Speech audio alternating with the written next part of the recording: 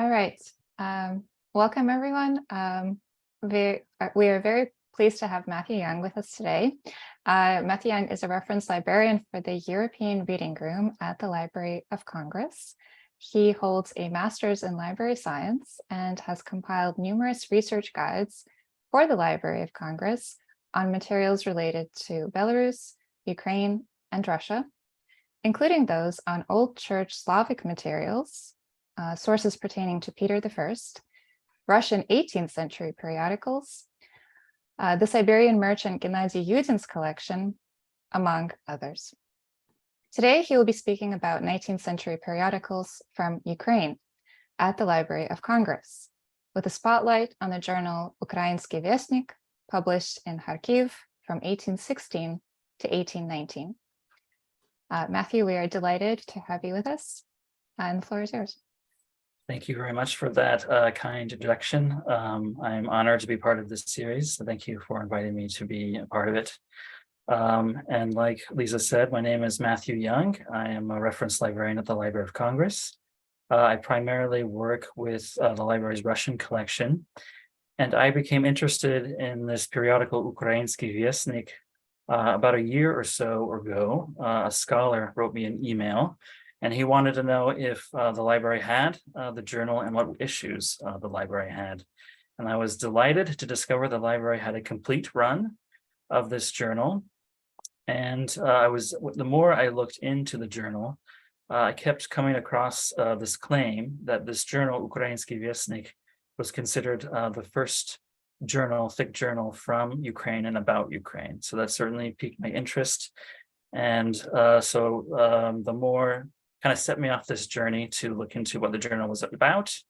And I also wanted to know what other periodicals from Ukraine from the 19th century, what periodicals were at the Library of Congress.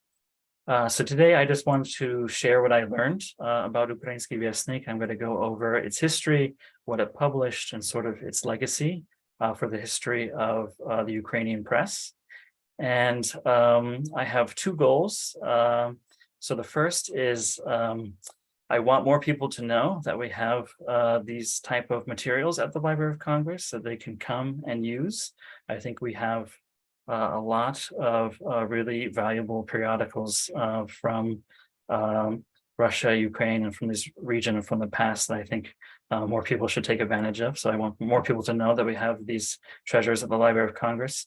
And I also just want to share more information about this chapter in the history of Ukrainian journalism. So I'm going to share my screen.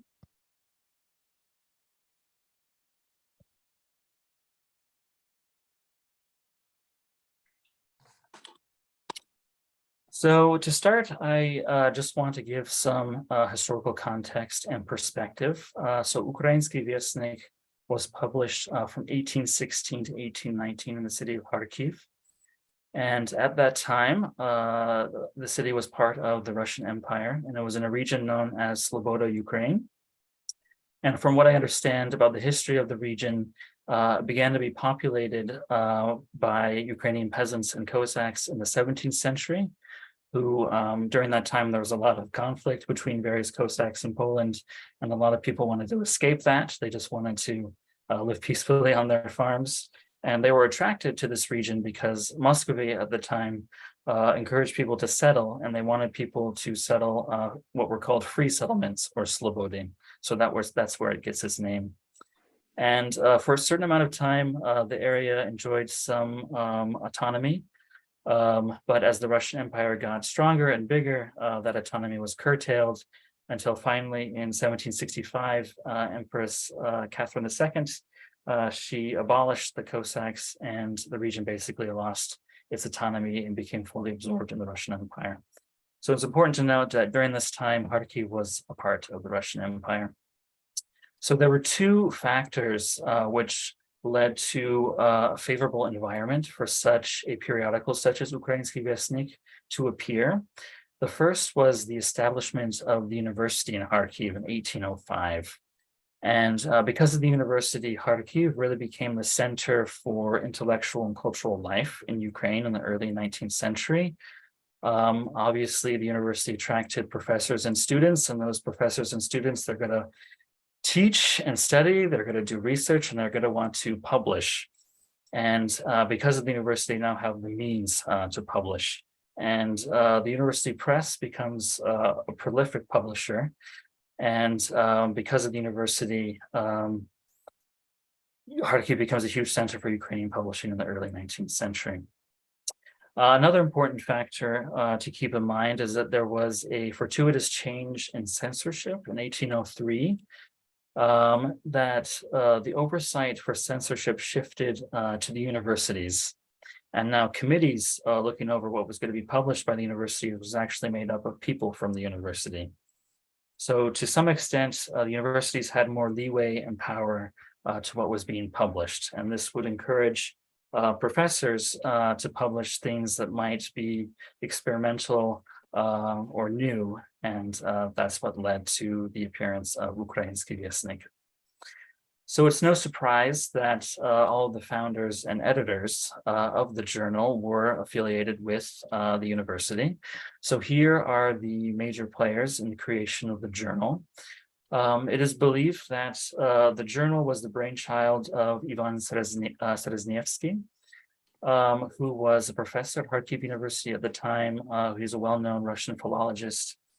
And the story goes that he was at a literary gathering with two of his students, Yevgeny Filomofitsky and Razumnik Honorsky, and they came up with the idea of the journal. And Filomofitsky and Honorsky have very similar backgrounds. It's almost uncanny. They're almost the same person, but they both came from the Yaroslav province. They both came from impoverished families of the clergy. They studied at seminaries for a while, but then switched to different studies. They both ended up at Kharkiv University. They were both very interested in linguistics and history and literature, and they were all very active in the intellectual scene of the city. They had published previously, and they were prolific writers. So this Serezhnevsky, Filomofitsky, Honorsky kind of represented the cream of the crop of the Ukrainian intelligentsia at the time. So it's no surprise that they eventually came up with the idea for this journal. So what was the purpose of the journal? What were they trying to achieve? Well, lucky for us, they included their mission statement in the first issue of Ukrainsky Vestnik, which came out in 1816, and I included an excerpt here in Russian. But basically, they were driven by ideas of the Enlightenment. They believed in disseminating knowledge and learning, and they really wanted to create a platform to showcase that Kharkiv and the region of Sloboda Ukraine had become a place of enlightenment and learning, and they really wanted to foster that intellectual environment and create a way for intellectuals in the region to connect with one another. And the journal in particular, it wanted to be a journal that concentrated on local affairs. And that's really what set Ukrainsky Vestnik apart, is that it wanted to highlight what was going on in Kharkiv and Sloboda Ukraine at the time. It wanted to be a local publication. So to give more context of the impact and success of the journal. So like I said, the first issue came out in January 1816. It was published monthly, and then its last issue came out in December 1819. And I'll go into why it stopped being published later in my presentation. As far as print run goes, it fluctuated between 350 to 500 copies. So 350 was its first year publication. It grew to 500 during its second year, and then it steadily decreased after that. The journal never really made a profit, but fortunately that was never the goal of the editors or the creators. They're kind of the classic professors from the ivory tower. They were really driven by a greater good or a higher purpose. So making money really was not publishing the journal. At its peak, the journal had 253 subscribers, which is a respectable amount. I read one statistic that compared to a popular journal that was being published in Moscow at the time. The journal in Moscow had about 300 subscribers, so it was getting up there. And in one issue of the journal, they actually listed the subscribers and from where people were subscribing. And there is an impressive range of cities that people were receiving the journal. So not only cities in the region like Kharkiv and Poltava, but cities kind of across the empire. So St. Petersburg, Arkhangels, Kazan, Riga, Warsaw. So it's clear that the journal was making an impression and that people were interested in it. So now I want to take a look about what was published in the journal. So the journal initially had 6 sections, which are listed here. So Nauki и Искусство, so art and sciences, Живописная prose, picturesque or landscape prose, Stихи or verses. Eventually, those latter two, Живописная prose and Stихи, were combined into Изящная словесность or Belles Lettres, but the content essentially stayed the same. Kharkivsky записки or notes from Kharkiv, Smiths or miscellaneous, and interestingly, детское чтение, so they included some readings for children, but that also was eventually scrapped because maybe it wasn't popular enough. The reasons for that aren't clear. So in addition to focusing on publishing about local history and local affairs, like with other journals at the time, Ukrainsky Vestnik, they published articles on a broad range of topics. So not only about Ukraine per se, but they had articles about art theory, about agriculture, about science. They even had articles about different countries like India and China. So it kind of was a grab bag sometimes of what would be included in the journal. But I would say that the journal tried to stay true to its original intention and really tried to have people actually from the region be published. An example is the poet Lubov Krychevskaya. She was a person from Kharkiv who wrote poetry in her free time, and she was encouraged to submit her work to Ukrainsky Vestnik, and they published several of her poems. And it's just an example that without this journal, she probably wouldn't have had a platform to publish in. So it really gave the opportunity for people from Kharkiv in the region to be published in the journal. So now I want to dive deeper into the content and sort of what set Ukrainsky Vestnik apart, what made it unique, and what has made it influential. And so the first thing I want to talk about is the unique aesthetic program of the journal. So in addition to wanting to focus on the region and local affairs, one of the editors, Hanorski, he wanted to implement a very interesting aesthetic program, and he wanted to use the journal. He wanted to apply a theory he was developing into the journal. And his theory was, he called the harmony of words. And I'm going to get a little technical and sort of in the weeds for a bit, and I hope it makes sense. But basically, the theory of the harmony of words was that each sound of a language, each vowel and each consonant can be associated or connected with a certain concept or feeling. So example, the letter E, according to Hanorski, evoked this sense of urgency and swiftness and rapid motion.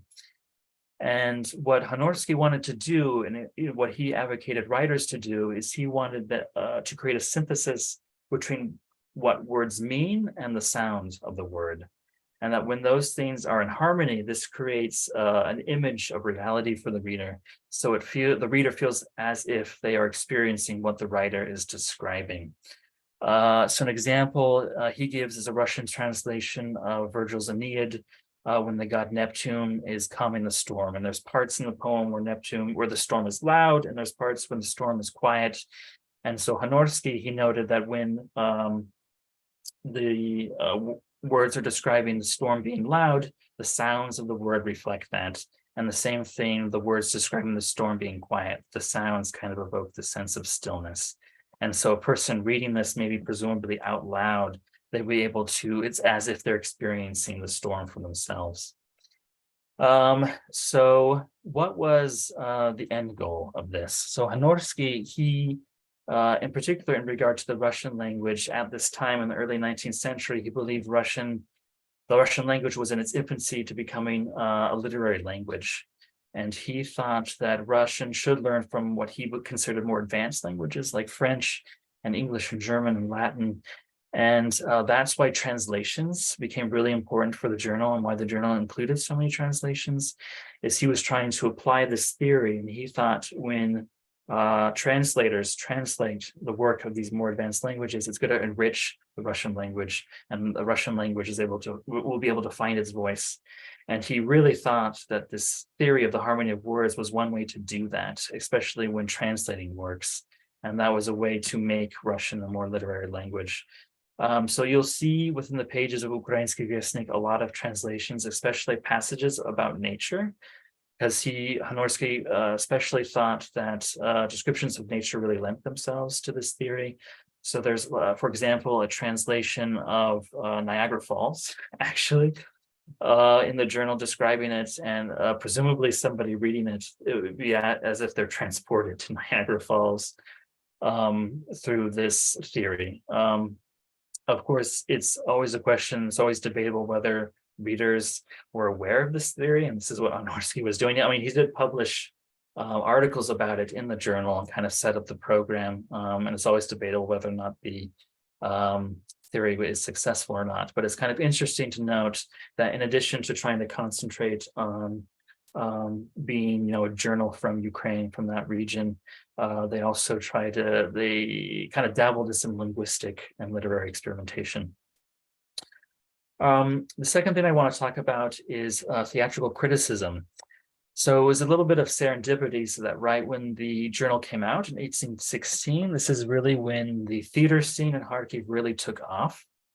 And that's because dancer Ivan Stein, he established a theater in Kharkiv, and he was an excellent organizer. He was able to attract the best and brightest of local talent, of actors and directors. And he started putting on plays in Kharkiv, and dramas and comic operas and ballets. And he not only put on shows by classical authors like Shakespeare, but he also put on contemporary drama, so works by Grubayedov, for example. And Filomefitsky, he was one of the editors of the journal. He was interested in theater. So basically, he would just go to these shows and then just write about his impressions and then publish them in the journal. But they're seen as pioneering because Filomefitsky took a very interesting approach to the way he reviewed the works that he saw. Apparently, in contrast to how other people wrote reviews or works of criticism, he was not afraid to be brutally honest, and really no holds barred. He would say things like, I thought this play was terrible and the actor was terrible and that the director should have done a better job.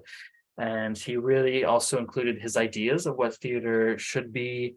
So, for example, he advocated for kind of a natural style of acting, the idea that an actor should try to embody the role that he or she is playing. He also thought that theater could be a force for edification, that the purpose of theater was to educate the audience and lift them up.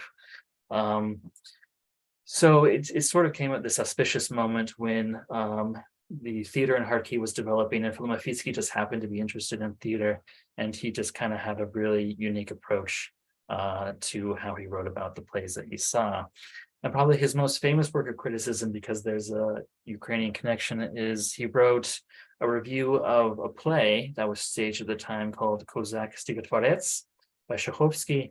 And the play was supposed to be about a period in Cossack history, and it attempted to actually represent the people from that region, and even tried to include some, from what I understand, some dialogue in Ukrainian.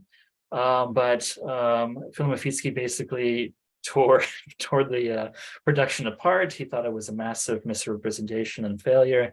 And he thought, they tried to speak in Ukrainian, but no one understood what they were saying. It wasn't actually reflective what the language that people spoke from the region. So he did kind of an interesting defense of how people from that region are depicted in a work of art. The last thing I want to touch upon is how the journal dealt with the topic of Ukrainian history. And so from what I could tell, the article published 4 major articles or long reads about Ukrainian history. And so I just want to give a quick rundown of each one and then share my impressions. But first, I want to emphasize that in addition to writing about history, the journal really excelled at writing about current events and what was going on in Kharkiv. It included a lot of travelogues of the region. So like it would include a description of Poltava, or like it included a description of an excavation that was going on in the region. They would always include updates and information about the university and what was going on there, and the local chapter of the Bible Society and the Charitable Society, and it would list what books were being published in Kharkiv. So anyone interested in Kharkiv in the early 19th century should definitely consider Ukrainsky Vestnik a valuable resource to understand what was going on. So I just want to point that out. So back to these articles. So the first one that was published was called Yetman Khmelnytsky. It was published in two parts and it was never completed, and I couldn't identify the author. But the first part was published in the very first issue of Ukrainsky Vestnik. So it seemed to be like the editors wanted to make a statement that they were taking the idea of being a journal about Ukraine seriously. So the article, provides a brief sketch of Khmelnytsky's life, very famous Cossack. It's a very positive depiction. He's depicted as a hero who fought for the independence and freedom of his people. And definitely the Cossack age is glorified and depicted as a golden age for this time period and for this area.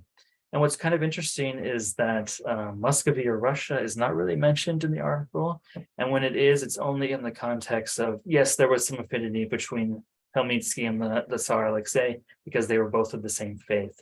But there's not really the idea that they were, one people or the same nation, which is important because the second article, Amali Order C by Ilya Kvitka, seems very much to be in response to the first article.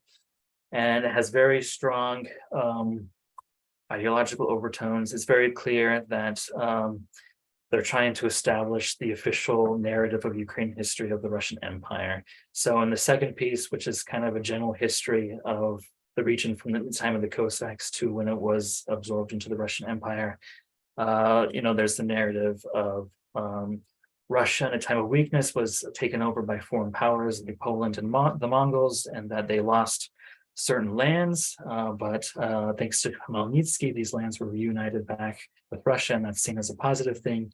Khmelnytsky is still seen as a hero, and the Cossacks are still seen as positive, but it's definitely in contrast to the first article, which really glorified them and emphasized their independence and almost said they were their own nation. That's very much downplayed in the second article. So there's some tension between those first two. The third article, Исторические замечания, historical remarks about Little Russia, to use the term that they used, continues in the same vein as the second article. It basically follows the time period after both Khmelnytsky died and passed away. While it goes into first more detail than the previous article about different battles and the shifting alliances, it kind of follows the same narrative. It depicts the hetmans of the Cossacks as weak and indecisive. There was constant infighting and bickering. So there's this narrative that there was chaos within these lands were returned back to the Russian Empire, and now there's order and stability. The last article is interesting, Введение в малороссийскую историю, or Introduction into Little Russian History, because it goes back to an earlier time period. It follows the formation of Kievan Rus and a lot of the early leaders down to Volodymyr in the 10th century. It's written in a very matter-of-fact style, but as you can see from the title, Как возвратилась Русь, how Little Russia was returned to Russia. It follows the same narrative. What's interesting is Mala Rusi was actually the only article that had a conclusion. It was written in two parts. The other three just came out in 2 or 3 parts, and there always was like a note in parentheses that to be continued, and there never was a conclusion. So we don't know maybe the full story of how these articles would have played out. So what are my impressions? So this represents a very early stage in the history of Ukrainian historiography.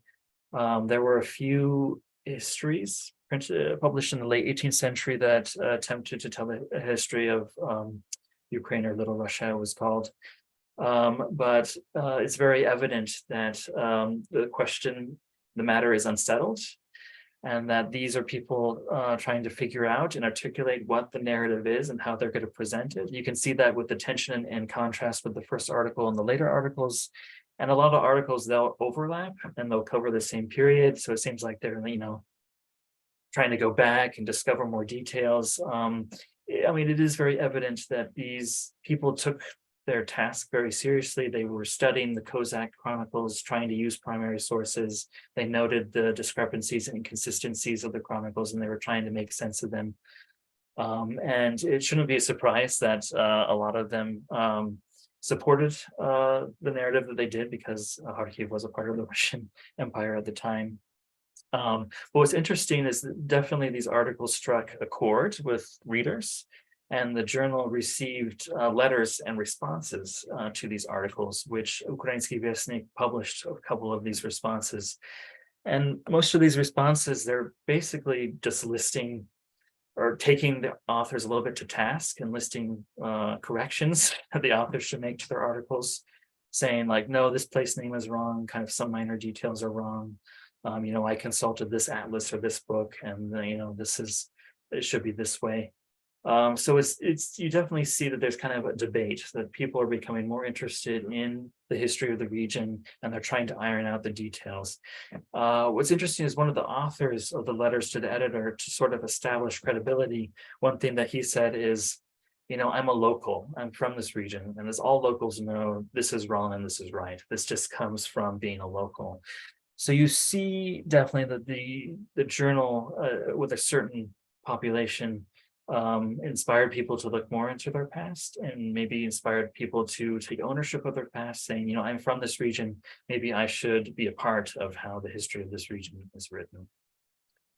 I wanted to make a note about Ukrainian literature of the journal. So most of the content was published in Russian, with the exception of 2 poems by Petro Hulak Artemyevsky and a very lengthy explanatory note that was also in Ukrainian. The most famous of the 2 poems that he published is called Panta Sabaka. And it's a poem done in the style of a folk tale. So it's about a serf and how he's kind of mistreated kind of in a comical way by his master. And it's very interesting. I'm not sure why the journal, and these were included in the very last issues of Ukrainsky Vestnik, so I don't know what inspired the decision to suddenly start publishing things in Ukrainian. It would have been interesting if the journal would have continued, if they would have published more content in Ukrainian, but it's one of those things that we'll never know, because the journal was shut down not too long after that. So why was the journal shut down? So the journal received 3 warnings by the censorship committee in 1819. And at that time, the restrictions surrounding censorship were becoming tighter, and that might be due to a change in leadership of the university. And the new leadership were particularly sensitive about religious manners and how publications presented religion.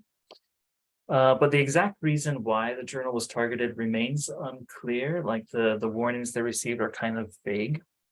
There are 2 theories why the journal was shut down. Interestingly, it's not because the journal started publishing in Ukrainian. The first theory is that the journal published an article by a professor that was fired from Kharkiv University for free thinking, volnodumstva. The second theory is the journal actually published a letter from a Quaker, and that maybe that was deemed as inappropriate or too radical. The journal had plans. They wanted to continue publishing in 1820. They were going full steam ahead, but because of this, they had to stop and the journal was shut down. So what became of publishing in Kharkiv after the journal was shut down? Well, more journals came about, the most famous of which is probably Ukrainsky Journal, which came out in 1824. But 2 things happened. 2 things happened that really put an end to the local press in Sloboda, Ukraine, and that was the Decembrist Revolt in 1825 and the Polish Uprising in 1830. After those two events, there was a crackdown on local journalism, and it was basically impossible to come out with any journals or newspapers. People did start publishing almanacs, and that sort of for a while took the place of journals and periodicals. They sort of played that or had that function. But because of the crackdown, the center of publishing in Ukraine gradually moved away from Kharkiv to Lviv, which was under Austrian-Hungarian rule at the time, and their censorship laws were relatively more lenient. And in 1848, the first newspaper in Ukrainian was published in Lviv, Zarya Khalitska, and that's considered kind of the next phase in the history of the Ukrainian press. So what is the legacy of Ukrainsky Vestnik? I came across a quote in a book I consulted about the history of the Ukrainian press that I think really sums up the legacy of the journal well. And I'll try to paraphrase and roughly translate. I included the excerpt here in its original Ukrainian.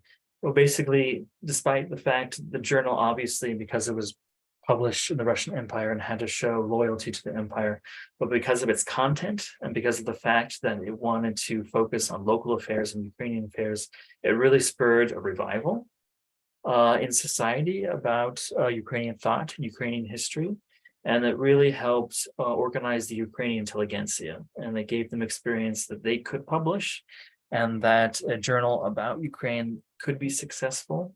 And it was an important precedent that other people look back on later, that they were inspired to print their own journals because of the success of Ukrainsky Vestnik.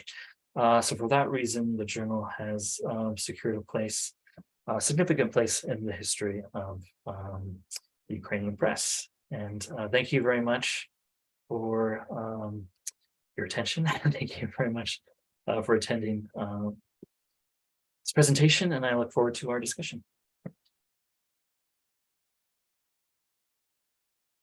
Thank you so much, Matthew. That was an incredibly informative presentation. I took copious notes and have many questions of my own. But before I launch into mine, I would just like to open the floor and see what questions anyone else might have.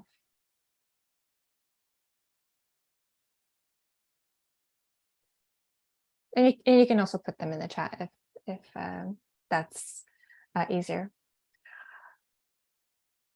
So I might actually start us off. So Sreznevsky is a fascinating figure who I have crossed in my own research.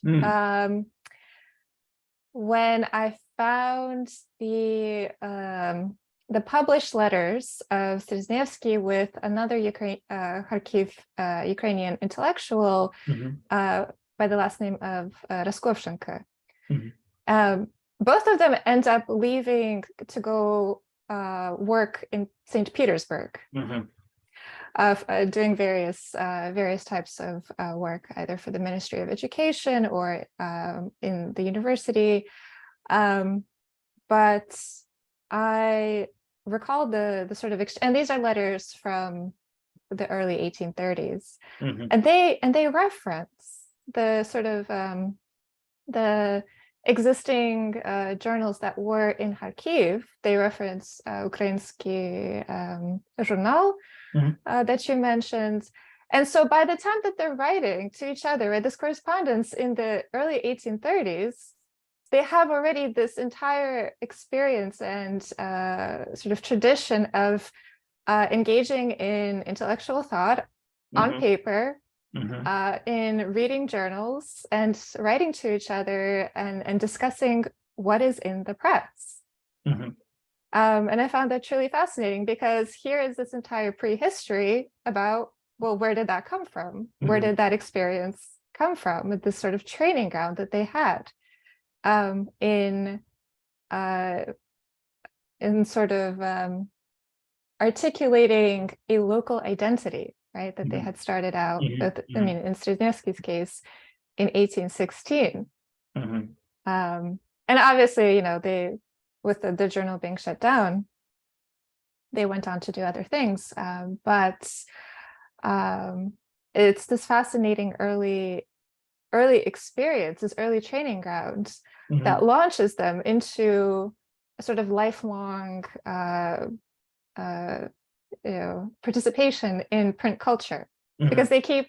they keep participating Yeah. as authors, as censors, by the Uh-huh. way, also, Yes. right? They worked in the censorship apparatus at various times themselves. Mhm. um, and I think that this early experience with this journal, from 1816 to 1819, this is that crucial early experience and training ground Mhm. for what would later become their profession, their career. Mhm. And I wonder if you have any sort of insight about um, this journal as a kind of incubator for both sort of local identity, Ukrainian identity, but also for these intellectuals. No, for sure, that's definitely the case, that this journal became a launching pad of sorts for a lot of writers and intellectuals, and a lot of contributors would go on to publish books about Ukraine. A lot of writers would continue to write in Ukrainian. I mean, the author I mentioned, Petro Hula-Karczymowski, would go on to continue writing in Ukrainian. There's another author that I didn't mention who also was involved in the journal. Um, if I'm remembering correct, Kritika Asno. Let me look up his name really quickly because I'm Googling. But he also became really Kvitki Osnovenyenka, who became a really influential Ukrainian writer. He's considered kind of the father of Ukrainian prose. He was a contributor to the journal. I was one of the editors. So yeah, that's really considered one of the legacies of the journal, that it just had it helped the intelligentsia organize and just gain experience writing and being published. And they would just use that experience, even though the journal was eventually a failure, that it was shut down. They went on to have careers of their own, and they would just continue writing. So it was just a stepping stone in their career for sure. And I think the journal showed that it was possible for writers to be published and that people were interested in it.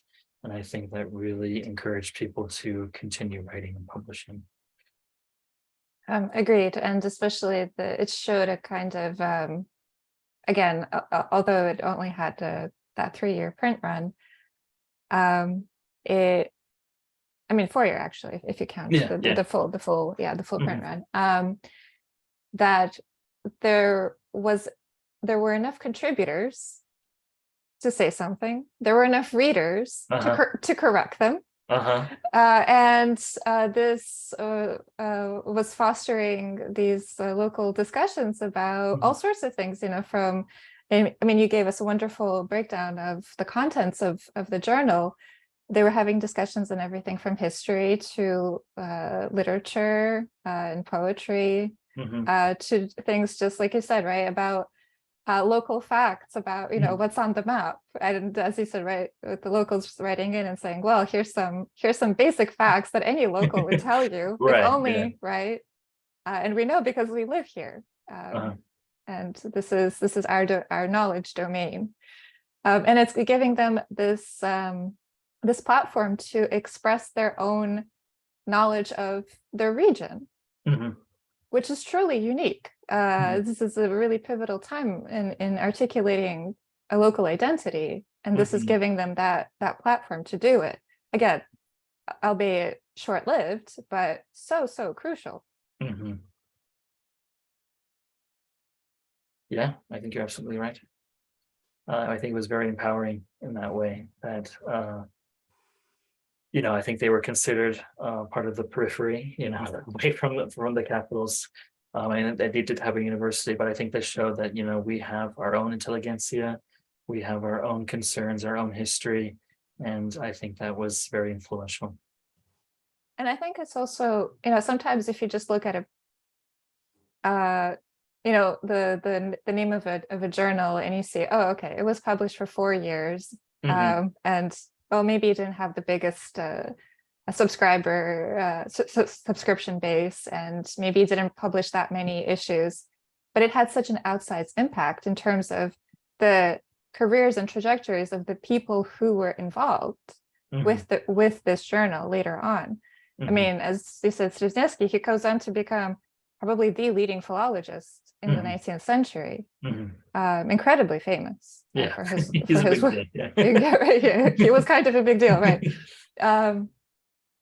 And I think this is just a reminder not to overlook these kinds of sources because they are so crucial, right? Not to look at a journal that has only a 4-year print run and say, well, there's probably nothing there. There's actually quite a lot, especially as this kind of early crucible for the kinds of ideas about the local and articulating local identity, and just being able to talk about local expertise, which is giving voice, right, and agency to people who didn't have that before. They didn't have that opportunity before.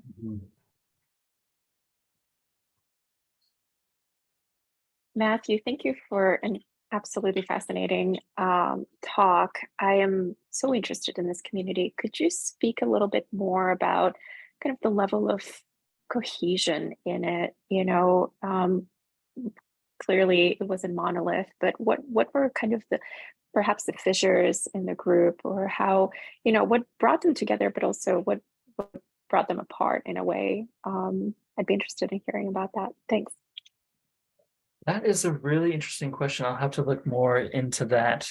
I think one of the problems that the journal came up against actually was people suffering tragic deaths. An example is Anorsky. Sorry, I'm going to butcher all these names.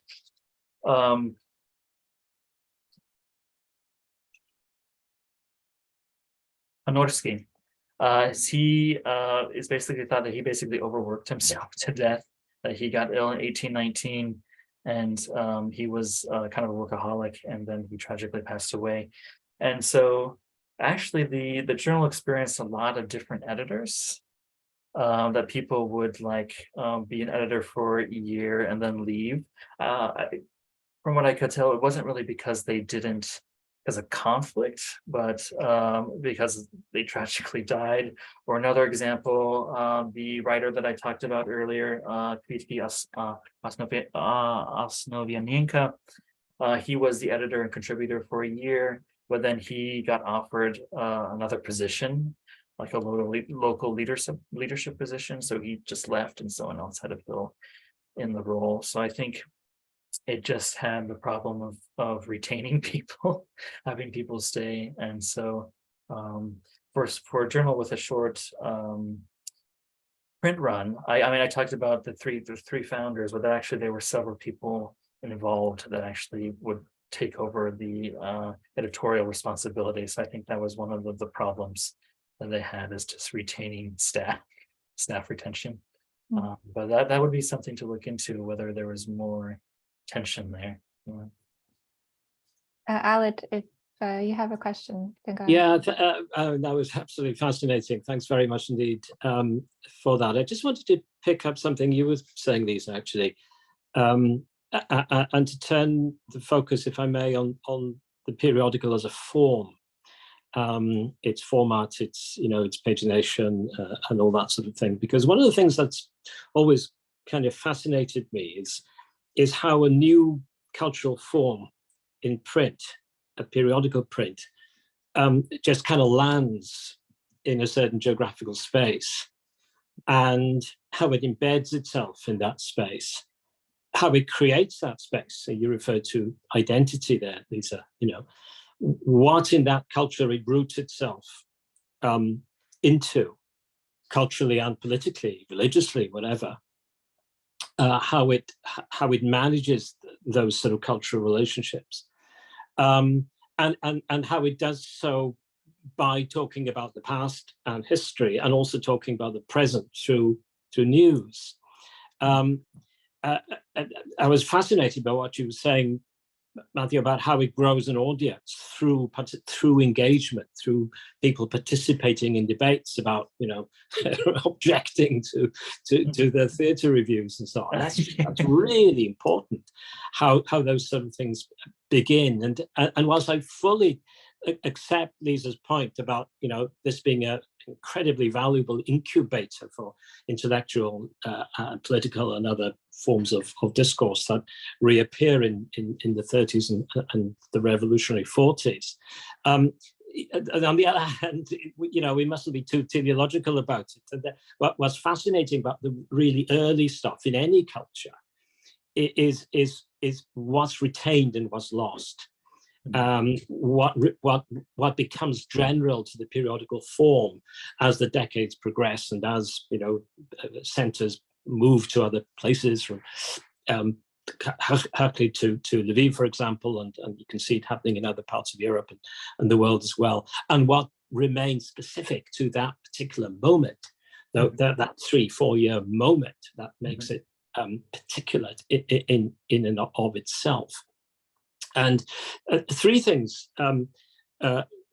struck me as he was speaking, which kind of helps me think into that problem. Is you made a fascinating point about these two poems, because not only were they poetic, but they were also in Ukrainian. So suddenly this monolingual periodical becomes bilingual, and I've seen that happen elsewhere as well, where you have 99% of a newspaper or a periodical in one language, but then there's always a poem somewhere in another language, and it's always puzzled me what that is speaking to in terms of its readers, and what kind of identities it's keying into, because it's clearly being aimed at a readership that can potentially speak and understand both, right, and contribute to both. Yeah. And that immediately opens up a whole series of questions. The other really interesting thing you said that sparked parallels in my own kind of European mind of translations, that there were who was doing these translations, who chose these translations, were they translations or edited bits from French or German or whatever else. And the third thing, which is a question which you didn't touch on, probably sensibly because they didn't exist at this early stage in printing technology, but were there any illustrations? And were they too kind of translations from other periodical cultures elsewhere? So it's a bundle of questions there, but it's about where you locate it locally, which I think you've done terrifically vividly. But is there a broader context to it? Are these individuals borrowing stuff from other countries, not only in terms of the content of the translated material, but also in terms of style, in terms of attitude, in terms of what works? How aware were they of that bigger periodical culture that had been developing for 50, 60 years elsewhere in Europe? Well, thank you for those very interesting questions. I looked through all the issues of the journal and I could not find any illustrations. As far as I remember, it was just text. And I think you make a very interesting point that just occurred to me, that when they included the two poems in Ukrainian, they didn't include any translation. It was just in Ukrainian. There wasn't like the poem was in Ukrainian and there's a translation into Russian. So there's kind of an assumption that people could read it and understand it, because I know of other instances where they included a poem in Greek and then there was a translation into Russian because people assumed you couldn't read Greek. But then with these poems, and in addition to the poems, the author also wrote kind of a short explanatory note about the poems, and that was all in Ukrainian with no translation. So I think that is very interesting. There's this assumption that this is a language that could be understood by the readers from the region. In regard to translations, from what I could tell, a lot of what was being selected for translation, it's a lot of kind of the the stars of the Enlightenment. A lot of like French encyclopedists, and sort of a lot of classic Latin texts. What's interesting, there were some translations by Polish authors. And even though some of the articles took a strong anti-Polish stance, there was also a strand that, that Polish should be respected and that we can learn sort of kind of this pan-Slavic idea. And so it did start to include translations from Polish, which is kind of unusual because usually translations in these periodicals were from, French, German, English.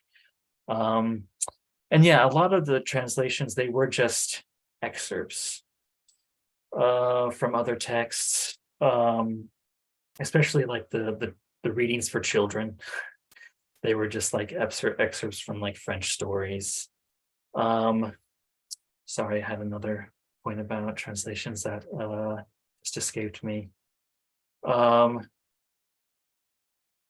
Yes. Oh, and a lot of the poems were translated too, and a lot of those they admit were just free translations. So they would even say this is kind of a rough or free translation.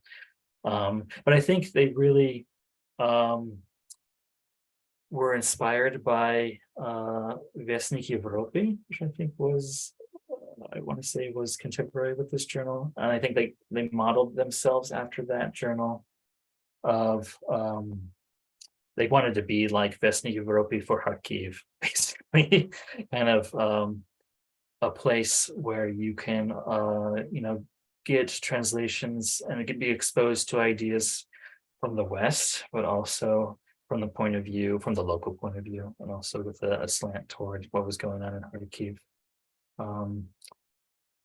Yeah, but it was a good mix of both original articles and translations. And a lot of the translations came from the editors, that they would contribute a lot of articles and they knew a lot of languages. And so they would translate a lot of stuff.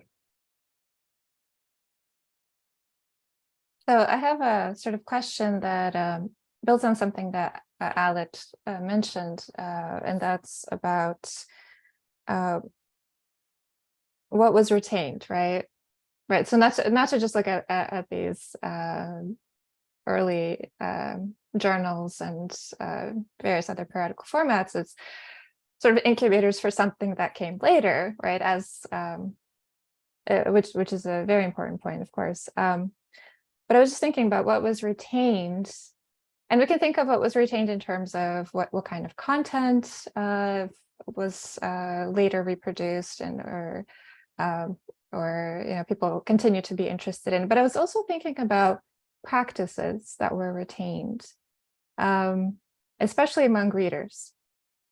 And I was thinking about, all right, so the journal in Kharkiv was shut down and short-lived, but readers were used to now writing in and commenting about the local. Mm-hmm. And I came across this phenomenon as, again, back to the question of what was retained.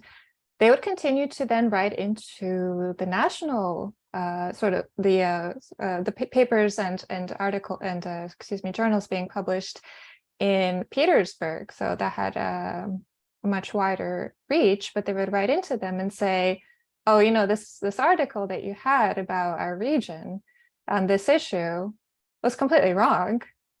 And we know this because we live here, and as any local resident can tell you, right? And then they would go on to correct them. And then these letters would be published in the Petersburg periodicals, and that sort of habit, right, of writing in and having that dialogue, having that conversation, that's retained.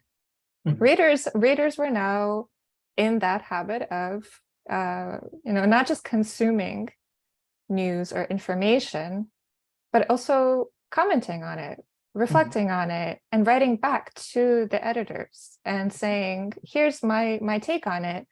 And my knowledge is based on the fact that I am a local. I come from here. So I know, and I know much better than whoever wrote this and got X many things wrong. So as far as things that are retained, also habits, right? And reader behavior. Yeah, it's I get the sense the journal really facilitated the sense of community. In addition to letters coming in from readers, there was also, they had a section dedicated to the local charitable society. So a lot of people would write in saying like, please help me, I need money, like I'm a widow. And it kind of facilitated that, connecting people in the community. And so I think that is also one of the strongest impacts of the journal, is that it was really connecting people in the city and creating a network. First, yeah, through readership, through people commenting, for people getting connected, like, okay, you need help, so I'm going to get you help. Yeah. And also, I mean, just using that example you gave, right? And under what other circumstances would we hear from a widow that, unless she's given this platform to write in and say, well, here's a charitable society, I'm a local resident, right? I could use your help. We have a platform not just for professors and other intellectuals. We hear voices, if we look all across the different sections of the journal, of a cross section of society. So it's not simply a scholarly journal produced by the university. Although there is that, of course, with the articles on poetic theory and literary theory and things like that, of course, that's there as well. But it's still multifaceted, because you also see this other dimension, or actually many other dimensions, where you see a cross section of the social estates, the various estates in Kharkiv at this time, and you're reading them and you're hearing their voices, right? And I recall also you said there was a poet, right, from Kharkiv who got to publish her poems, and that was really the only, just the only reason she was able to do is because of the existence of this local journal. So that's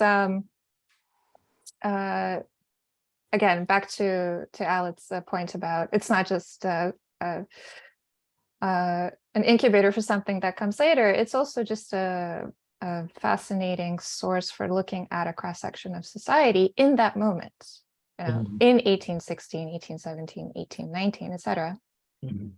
And looking at and seeing voices that we don't normally see, right? Don't normally hear from.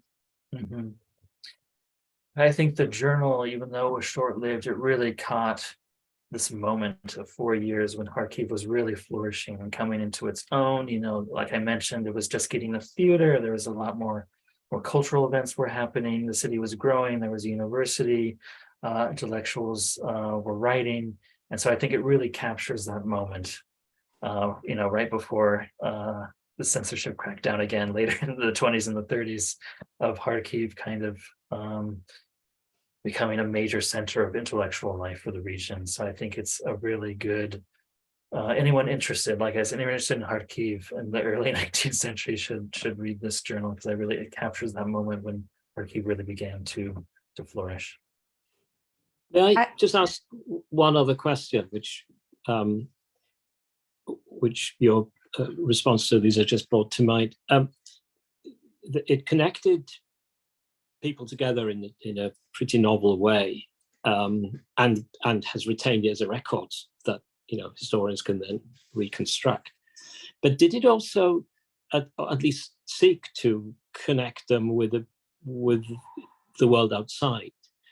It starts fairly soon after the ending of a long and pretty violent war across most of Europe.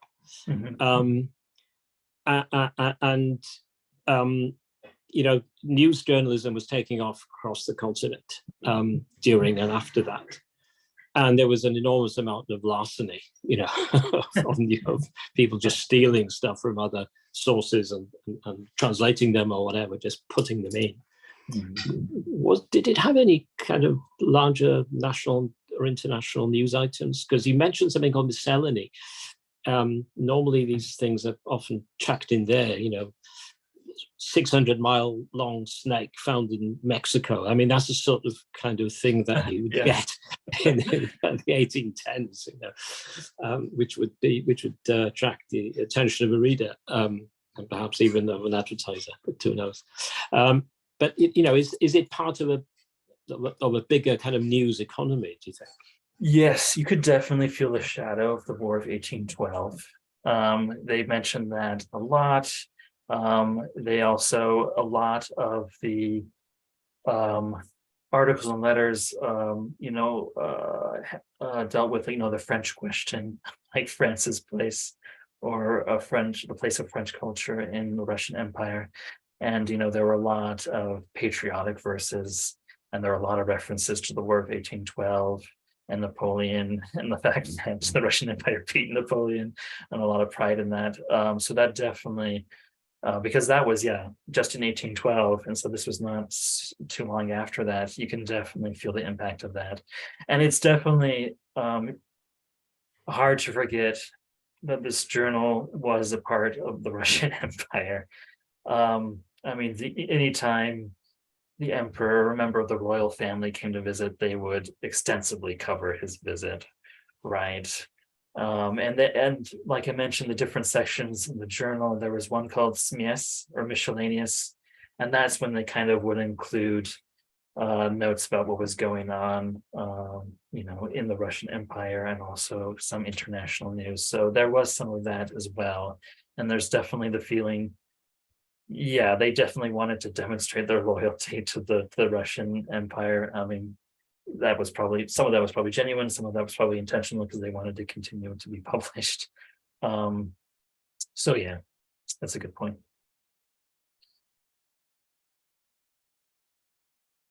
So I actually also had a question that's related to this about the shadow of 1812.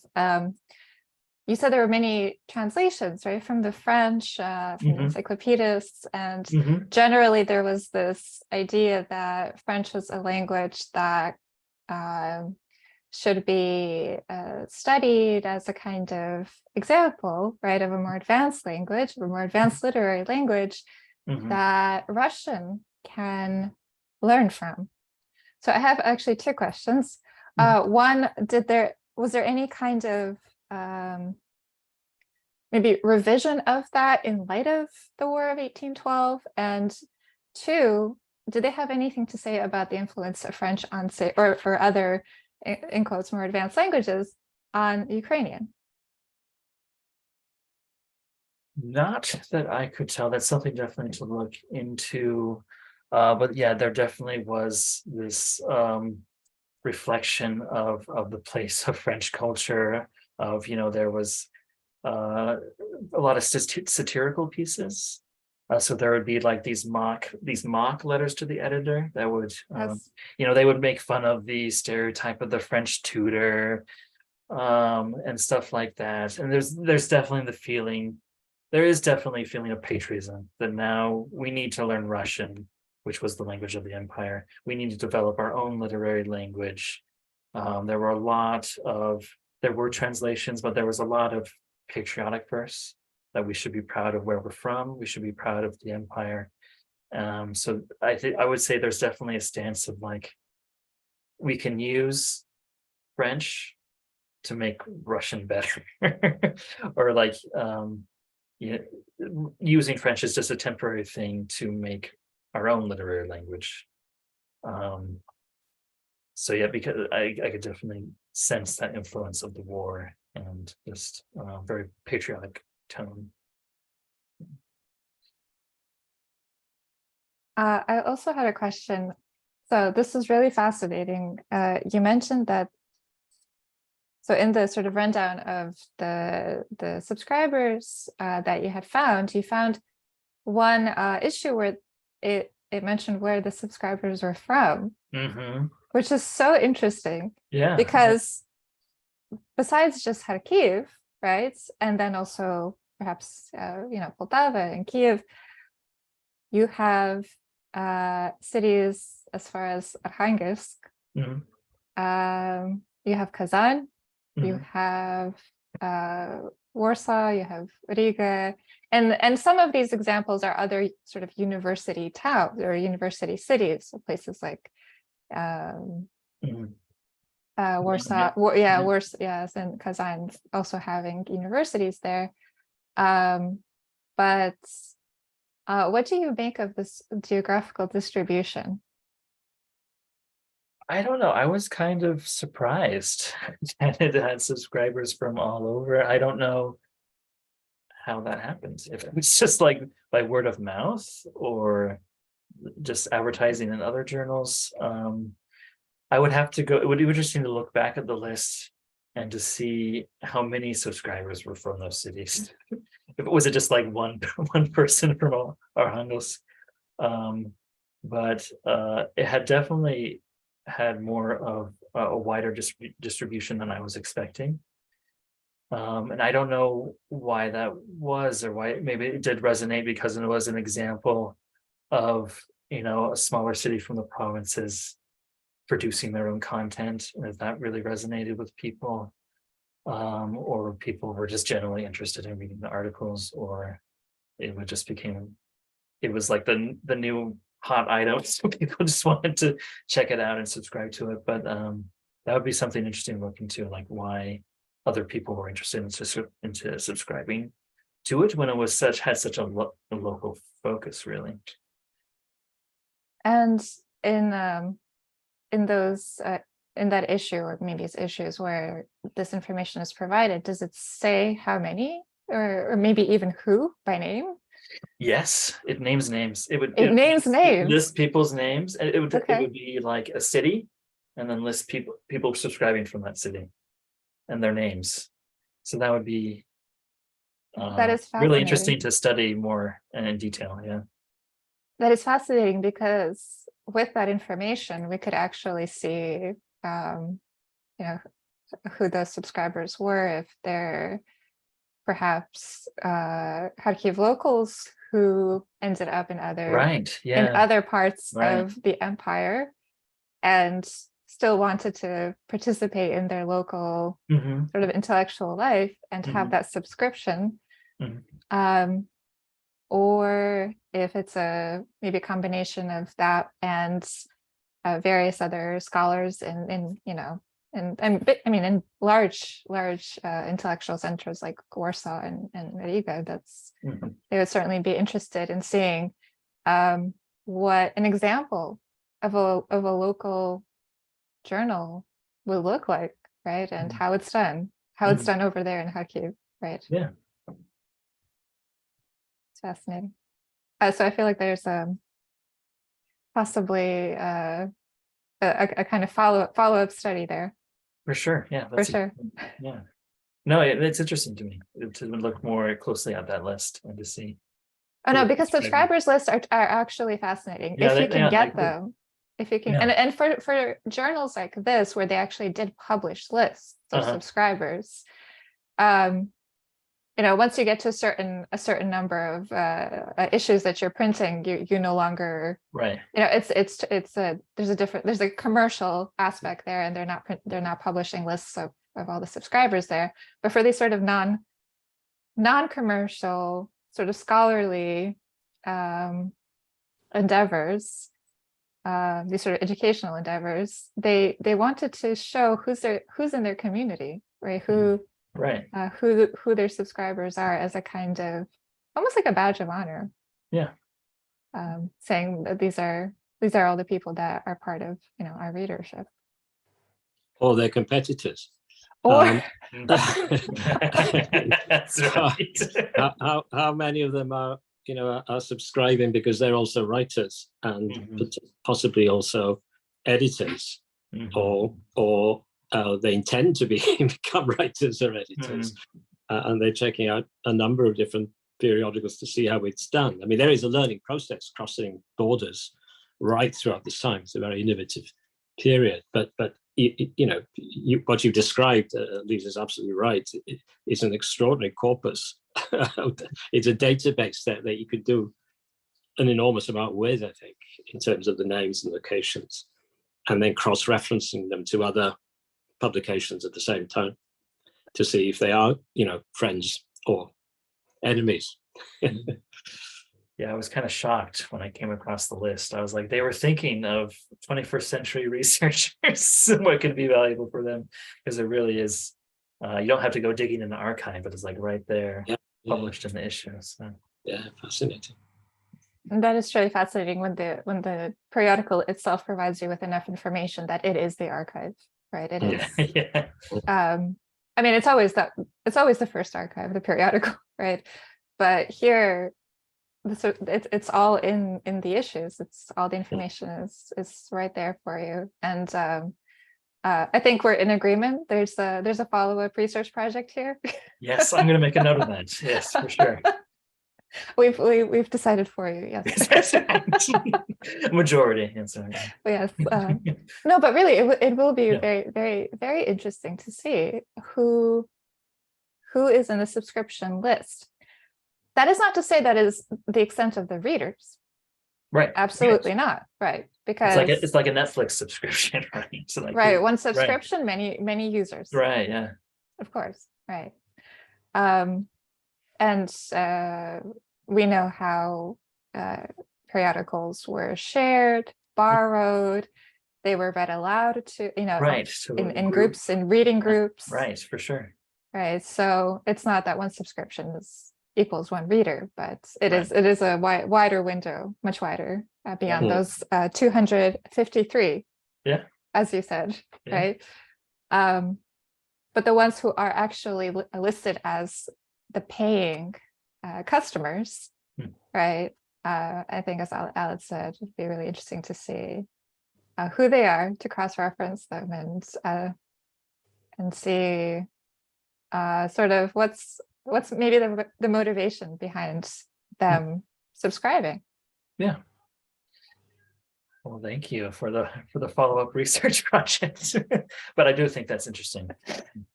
Okay. Yes. But we're in agreement. Yeah, that's a fascinating database right there. I'm not aware, Lisa, of any other sort of intensive research project on subscribers anywhere really in that almost graphical way.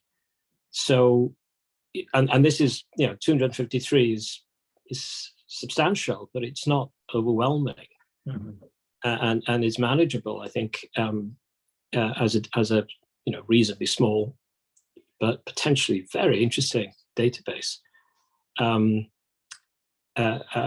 With but by cross-referencing names and addresses, kind of geolocating that data.